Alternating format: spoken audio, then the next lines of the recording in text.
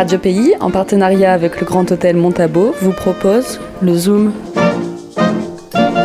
Timothée, bonjour. Aujourd'hui, Timothée. Pardon Florian, juste le temps de bien finir mon bouillon d'awara. Ah oui, je t'en prie, c'était la période il y a pas longtemps. Tu t'es découvert une passion pour l'awara ? Oui, on peut dire ça, oui. Et puis j'ai fait les choses bien, attention, hein. Je suis allé jusque dans l'ouest, là où on coupe et on réduit en purée les fruits d'awara. Tu as préparé un sujet pour nous aujourd'hui, sinon ? Tu sais, la science, tout ça, ça te rappelle des souvenirs ? Oui, c'est ça le sujet. Le bouillon d'awara ? Oui, mais pourquoi pas. Chers auditeurs, aujourd'hui, plongez avec moi dans les méandres brunâtres de votre bouillon, afin de le savourer autrement.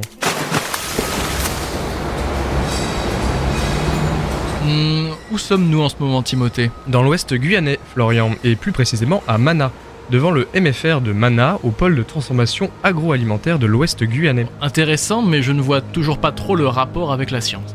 Toujours incrédule. Bon, ça va venir, tu vas voir. Présentons d'abord l'atelier, et notamment Steve Félicité Zulma, qui m'a fait la visite du pôle. Steve, son boulot, c'est de développer les différentes filières de l'agroalimentaire en Guyane, et plus particulièrement celles liées aux produits végétaux. Poissou, wassaï, citron, maracuja, patates douces, ananas, etc., etc., tout ce qui se fait en Guyane française est susceptible d'y passer. En parcourant les différentes chambres froides ici, donc des négatives aux positives, on tombe sur des ateliers de transformation différents, avec nombreux outils et machines permettant l'élaboration de jus, la découpe de fruits, des pressoirs, etc. On y trouve d'ailleurs pas seulement des légumes, le pôle agro accueille également les éleveurs souhaitant accéder à un espace aux normes pour réaliser la découpe de leur bétail, sans avoir à aller jusqu'à Cayenne, ce qui en y conviendra revêt tout de même probablement d'un certain intérêt économique effectivement. Le centre, comprenez-le bien, ne réalise pas lui-même toutes ces transformations.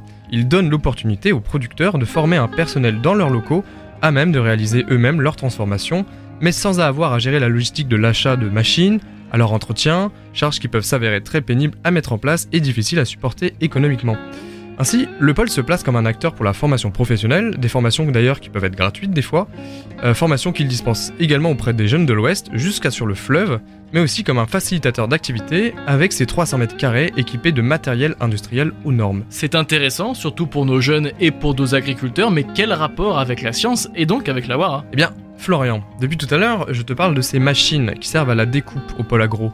À ton avis, d'où est-ce qu'elles proviennent ces machines ? Ce ne sont pas des machines standards que l'on pourrait retrouver partout ailleurs ? Non, pas vraiment. Enfin, oui, certaines sont assez classiques et ont déjà été mises en place dans d'autres collectivités françaises, comme aux Antilles, où l'on peut retrouver des traditions gastronomiques et des fruits assez similaires à ceux que l'on a ici en Guyane française. On pense notamment à des machines assez basiques, comme les pressoirs, qui ont tout de même été sélectionnés après la réalisation d'une enquête sur la caractérisation des procédés traditionnels et leur adaptation mécanisée en Guyane. Ok, cette phrase-là, elle faisait scientifique. Tu m'étonnes, ces machines n'ont pas été choisies au hasard, elles sont en effet issues d'une démarche faisant suite à la réalisation d'enquêtes qualitatives avec la population de l'Ouest. Pour aller plus loin, nous sommes également obligés d'évoquer ces machines qui ont été conçues spécialement pour les pratiques culinaires et les denrées propres à la Guyane française. Et là, on revient sur l'awara. Exactement. La réflexion est la suivante.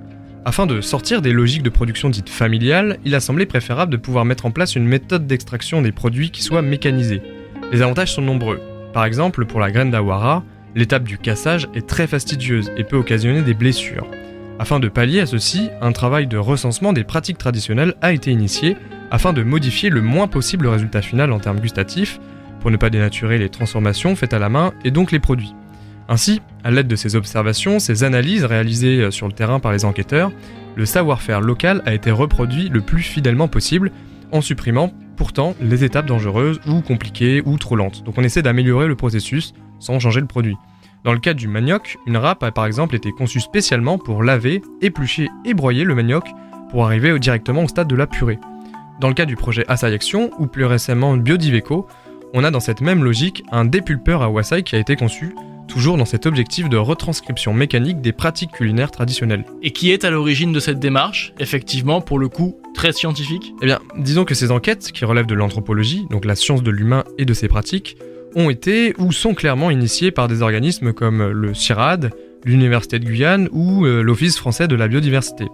Des organismes scientifiques donc, qui peuvent également participer au financement du pôle agro aux côtés d'instances publiques comme la CCOG.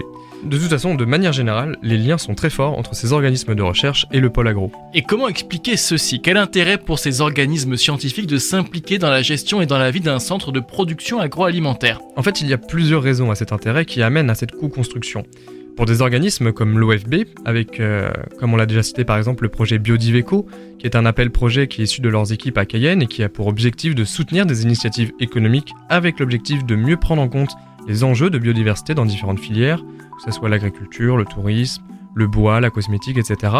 Eh bien, l'idée donc est qu'en participant à la création, le développement et la promotion d'un projet économique visant à faire grandir une filière en Guyane, eh bien que l'on peut également avoir voix au chapitre sur la valorisation de certaines thématiques qui sont défendues par ce type d'organisme, comme par exemple le respect de l'environnement, la promotion de pratiques durables et éco-responsables, etc.